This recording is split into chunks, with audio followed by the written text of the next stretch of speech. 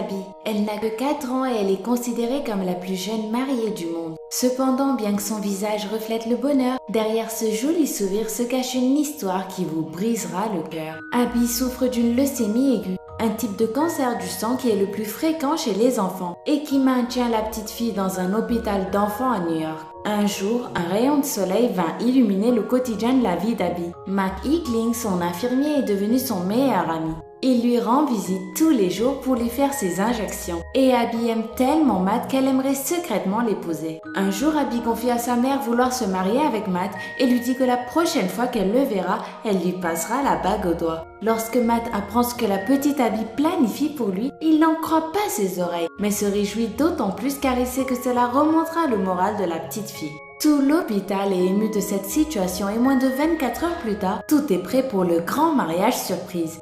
Lorsque la porte s'ouvrit, Abby vit voler des pétales de rose. Et alors commença la musique traditionnelle que l'on entend dans tous les mariages. À ce moment, Matt s'agenouilla devant la petite fille et lui posa la merveilleuse question. « Acceptes-tu de m'épouser » Très émue, Abby répondit en criant « J'accepte !» Ensuite, son médecin traitant en tenue de prêtre leur donna la bénédiction et les désormais époux échangèrent de mignonnes alliances avec un gros bonbon en guise de diamant.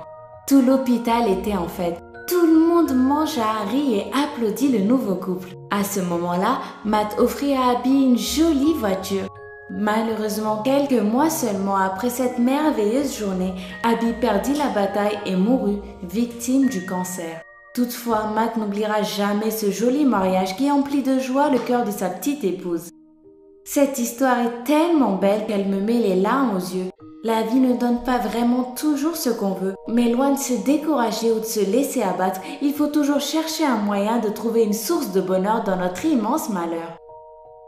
Je ne vais pas vous demander de mettre un pouce bleu ou de vous abonner. On se dit juste à demain, même heure, même chaîne pour une nouvelle vidéo.